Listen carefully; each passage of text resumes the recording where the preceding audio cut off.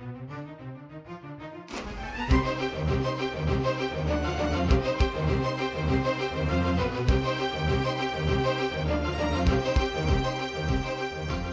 we're about to start a new year with a new resolve for greater accomplishments, we must eliminate all fears and doubt.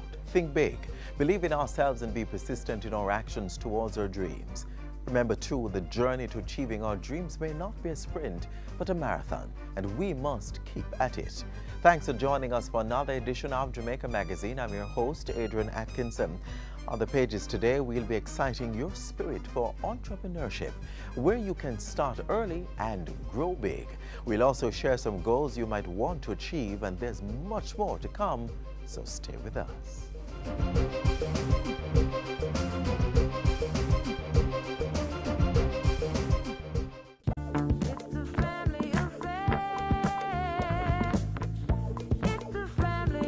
My mother taught me how to work for what I want.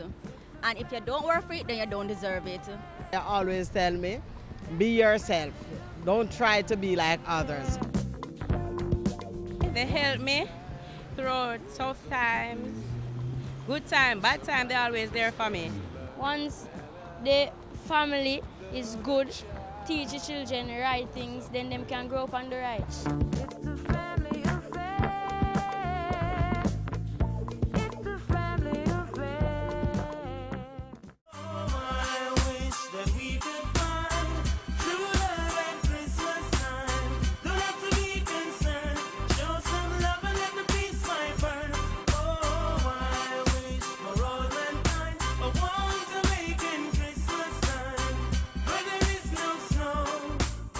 Start early, grow big. That's a good way for business-minded individuals or groups to make it to the big league. For our youth, starting early and starting small means learning and practicing the right business principles. Here's more.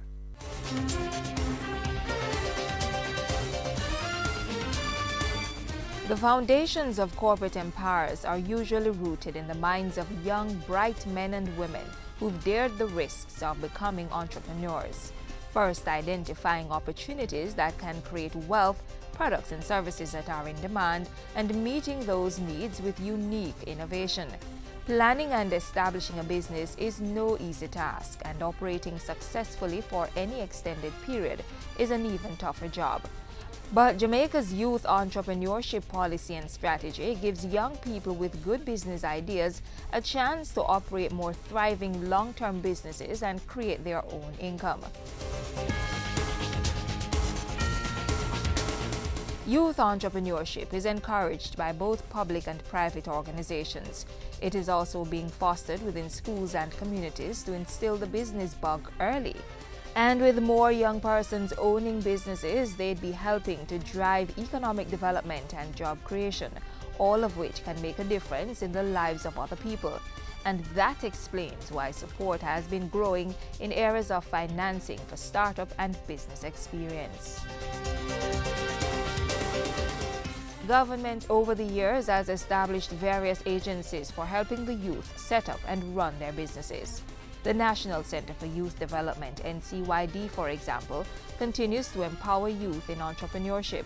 Both attached and unattached young people are able to benefit from access to information through the establishment of youth information centers across the island and various programs that include training.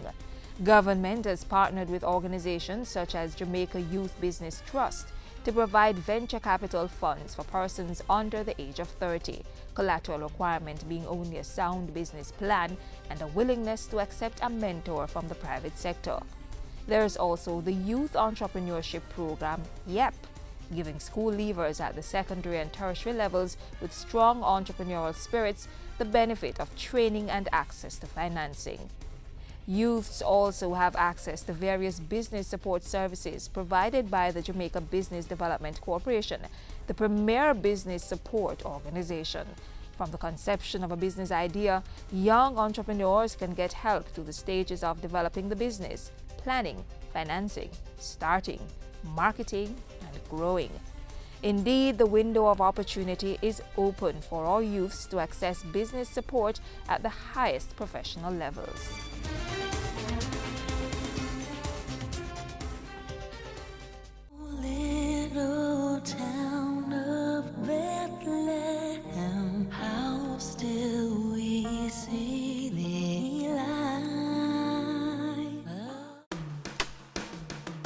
Bamboo growers, companies involved in the manufacturing of bamboo products. Get registered with the Bureau of Standards Jamaica. The BSJ is a member of the International Network for Bamboo and Rattan, and the government of Jamaica wants to develop a standard-led bamboo industry that could lead to job creation and economic growth. Companies, your products could be stamped with the regionally recognized Jamaica Made Mark certification and the National Certification Mark. Get registered and receive quality training and international certification. For more information, call the Bureau's Special Projects Department at 926-3140 or visit the BSJ at 6 Winchester Road, Kingston 10. It's customary.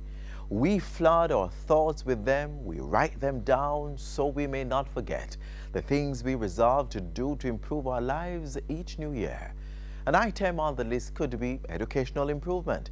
And as we look to turn another leaf, here are some thoughts.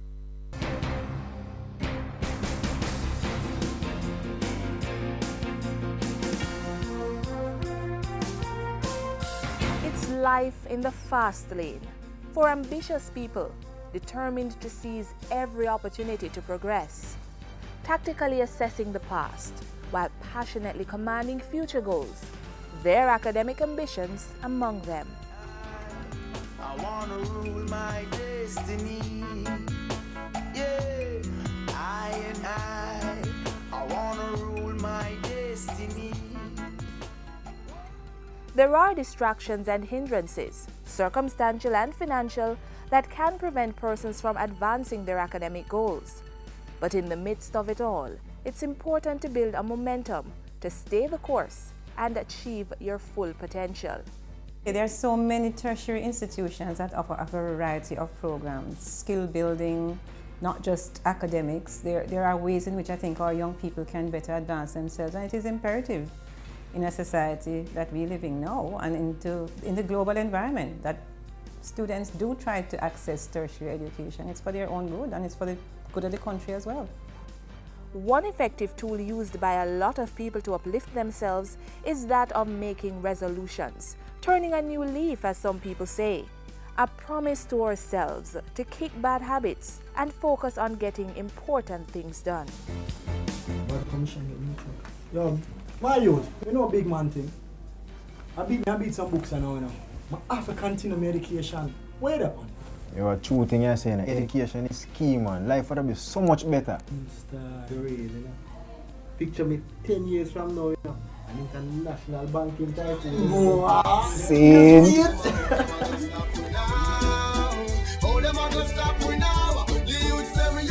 Right now there are many programs in the tertiary sector which help them to become entrepreneurs. They are able to perform in the arts. I mean, the world is their oyster. There are just so many avenues that you can channel yourselves into.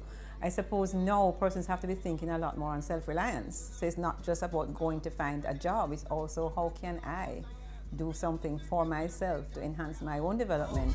Every youth want get them own a residence, and if America can get a black president, that means anything possible. So from the mind can see. Successful completion of secondary education paves the way for entry into tertiary studies and gainful employment. Work becomes important where the finances are found wanting, but one has to guard against it becoming a hindrance to gaining higher education. I want to ensure that my academic pursuits are number one. My intention is really to graduate with first-class honors. Matter of fact, I want to be valedictorian. Interesting. That sounds good. Well, you know, for me, when I leave you next year, what greater accomplishment can I feel than being knowledgeable, skilled, and, you know, be competent at the highest level? True, true. So let's look forward to next year. Next year it is. Next year it is. Right. All right, well, I tell you. August It's class. so interesting. Yeah. Higher levels of education and training allows for the enrichment of individual achievers. On a national scale, it's fuel for collective social and economic progress.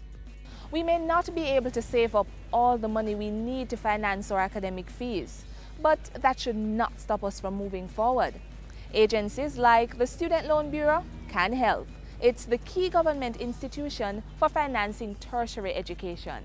The Student Loan Bureau is established to assist persons who are needy, persons who cannot necessarily afford tertiary level education, We are designed to assist primarily those persons. However, we are also here to assist persons who are self-employed who may need to go to tertiary level education and they cannot afford to do so on their own.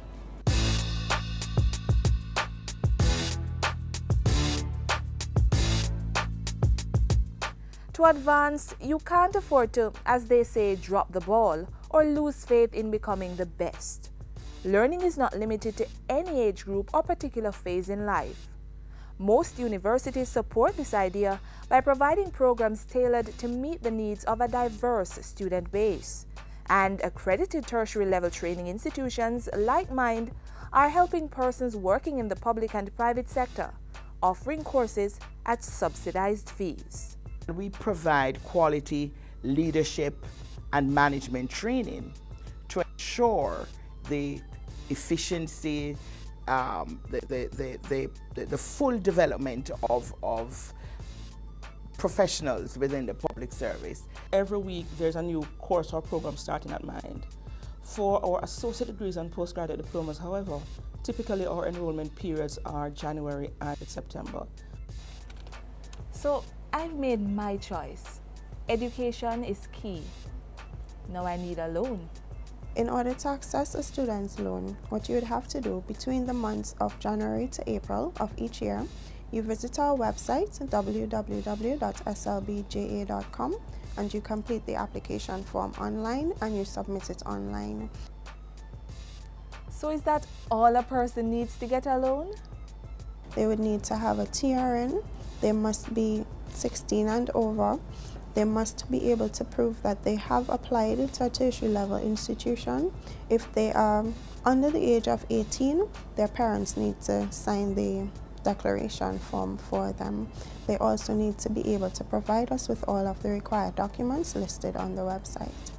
Outside of the Students' Loan Bureau, the Ministry of Finance is an available option for academic scholarships and bursaries. So, bachelor's, master's, doctorate, whatever path we take, we can't lose sight of our true goal and must always seek greater achievement.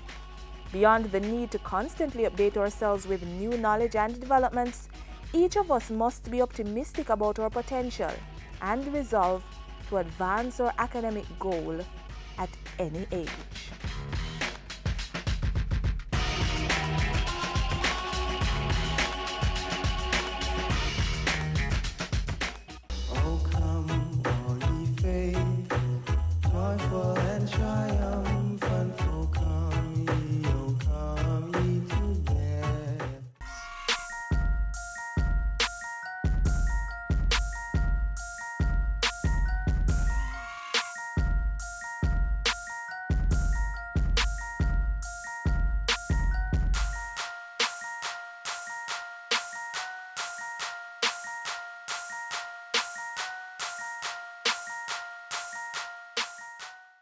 As the government continues to take more proactive steps to improve the justice system, more Jamaicans are engaging in restorative justice as a way to live life based on the values of trust, honesty, respect, empathy, and forgiveness. It's a process concerned with replacing the hurt from conflicts with healing through constructive interactions. More on this next.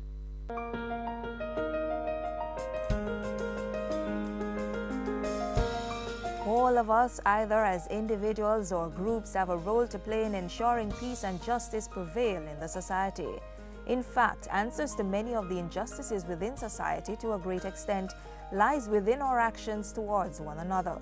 That involves more people embracing fairness and non-adversarial relationships in realization of the possibilities for lasting peace. And citing the potential gains, the government has embraced the concept of restorative justice, or RJ, as a plausible means to deal with the many injustices that plague the society. In Jamaica, we have a propensity for violence and so on. RJ is a therapeutic procedure which allows issues that arise between people to be resolved through a managed process which leads to the righting of the wrong and the repairing of the relationship.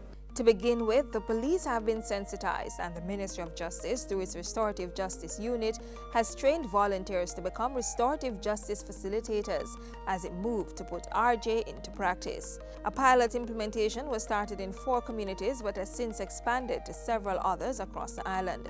That process is administrative, but legislative changes would formalize RJ into the justice system.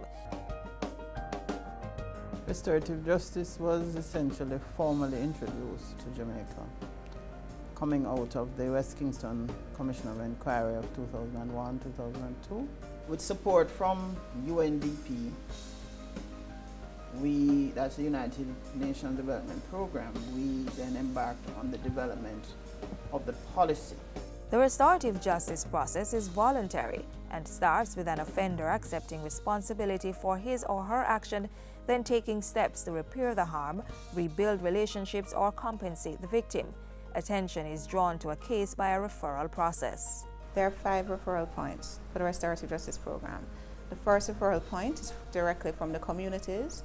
So pastors, justice of the peace, community leaders, or just community persons who are aware that there are disputes or issues in the community can contact the Restorative Justice Center and refer the case to us.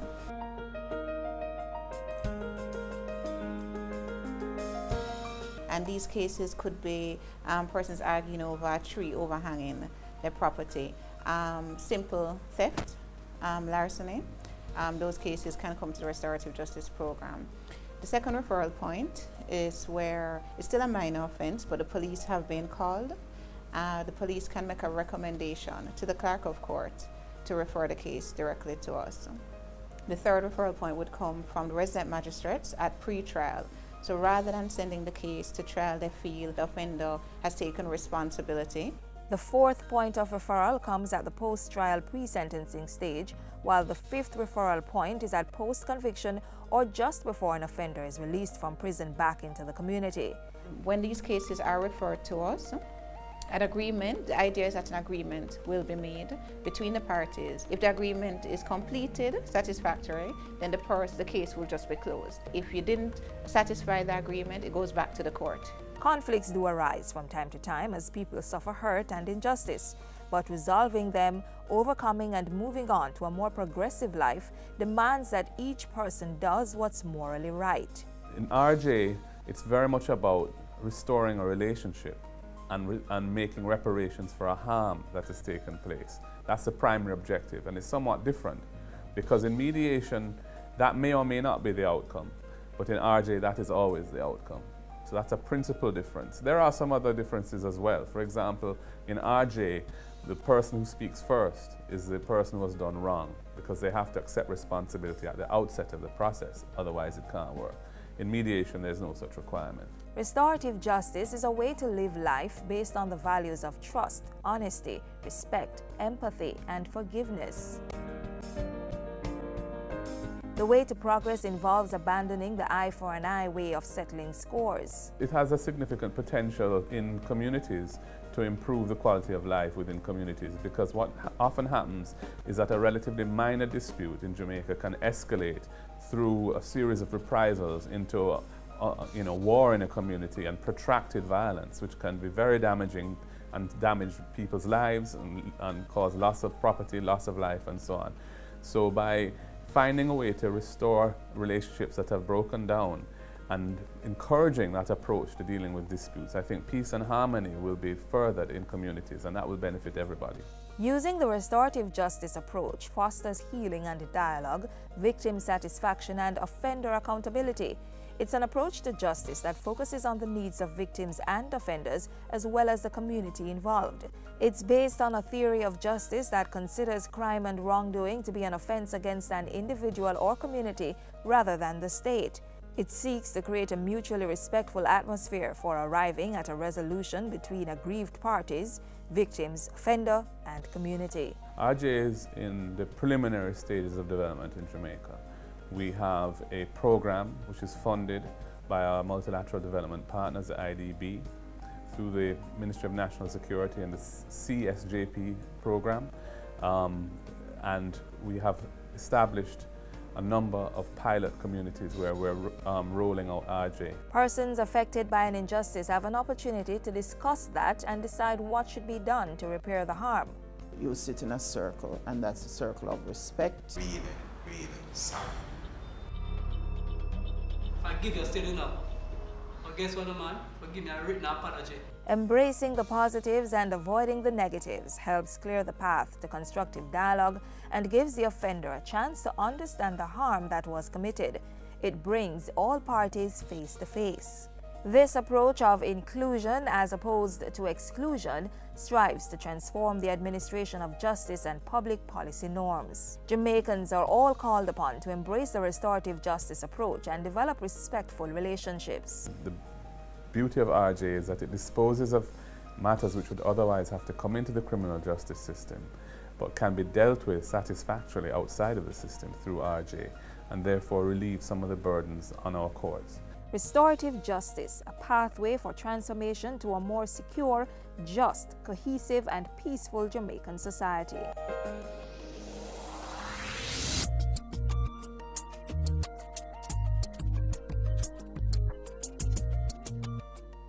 We're near the end of the calendar year, the closing of yet another chapter in our lives. Out the road today, we find out what some persons hope to achieve in the new year.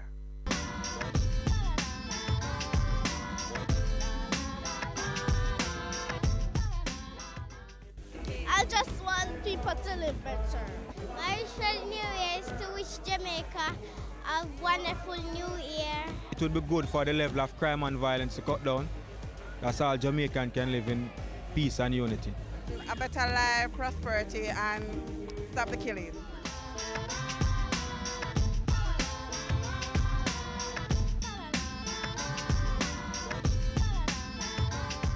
We recap top stories from this week's newscasts now.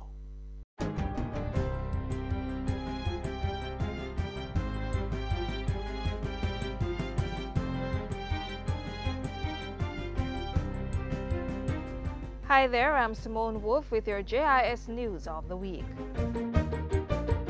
Jamaica's leaders used their Christmas Day messages this week to call for reflection and action.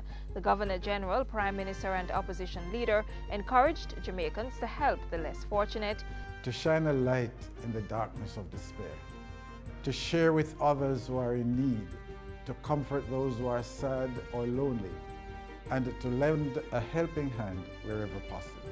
Spread peace and love in keeping with the Christmas message. If we let the seeds of its inspiration take root and bloom in our families and communities throughout the year, we will succeed in making our land calm, peaceful, and bright.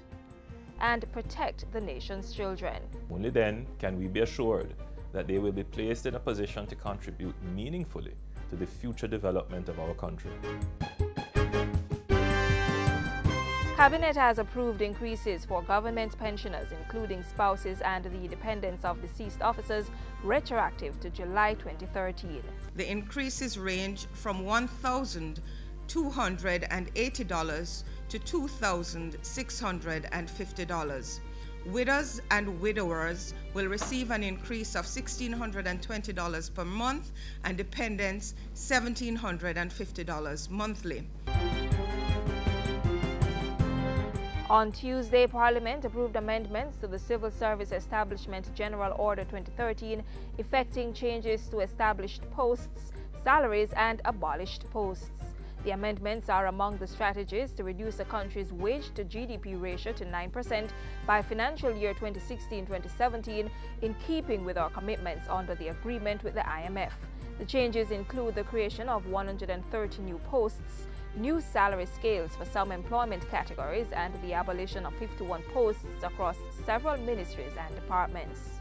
And while the removal of posts don't really reduce your wage bill, if the posts are there not being used, there's a likelihood that they can be used. And therefore, in agreement with the ministries, departments, and agencies, we have agreed to remove these posts which have been inactive for many years. Local and overseas investors will now find it easier to do business in Jamaica following the passage of the Companies Amendment Act in the Senate. The bill amends the Companies Act to authorize the use of a single business registration form in order to improve the ease with which businesses can be registered in Jamaica. This bill provides for the creation of a so-called one-stop shop at the Companies Office of Jamaica to allow persons who are registering new companies and businesses to do all of these different registrations through Companies Office by the completion of a single business registration form along with their incorporation documents for the company. Meanwhile, come next week Thursday, persons will be able to register their collateral, including non-traditional assets, with the Security Interests in Personal Property (SIP) registry. The Companies Office of Jamaica will host the registry through which persons may register assets being tendered as collateral for securing loans under the SIP Act. The registry forms part of the Secure Transactions framework designed to modernize and improve commerce by expanding access to domestic credit, while at the same time minimizing the risks of loan default. National Security Minister Peter Bunting says the DNA bill designed to assist crime fighting will be ready for tabling in the Parliament in January 2014. He has, however, cautioned that the DNA legislation would not by itself be the ultimate solution to solving crimes. What it is going to facilitate is the compulsory collection of DNA samples from suspects and the maintenance of a database of these samples and the profiles that they get from the samples. That is really going to become very valuable after you've built a database that you can compare the samples you may recover from a crime scene. Meanwhile, the Jamaica Constabulary Force, the JCF, has received 89 new vehicles to add to its fleet. They were handed over on Monday during a ceremony at the office of the Police Commissioner. At the function, National Security Minister Peter Bunting said the Major Organized Crime and Anti-Corruption Task Force, MOCA, had been relentless in its quest to take the profit out of crime. We're seeing many white-collar criminals, many white-collar suspects now being arrested, and I can anticipate now that raids and arrests are taking place not just in inner city communities but now in uptown communities. And finally, the Kingston Public Hospital has received a generous support of $4,300 to assist with medical supplies for the treatment of breast cancer patients. Senior Medical Officer at the KPH, Dr. Patrick Borasing, says the donation from Coalition for Jamaica will put the healthcare facility in a better position to adequately detect and treat patients. The main aim of the Ministry of Health is to really cure or even help to alleviate suffering in cancers, all cancers, and breast cancer being one of the highest incidents of cancers. Any help will be greatly appreciated. And those were some of the stories making news this week. I'm Simone Wolf.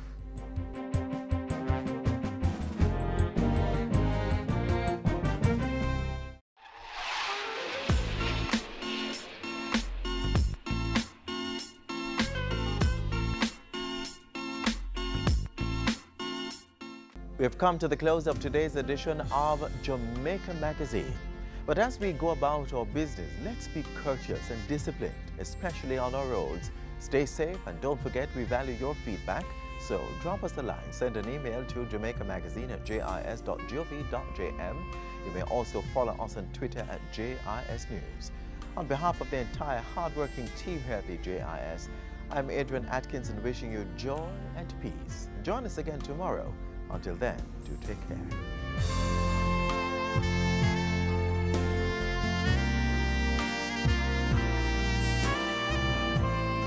This has been a production of the Jamaica Information Service, the voice of Jamaica.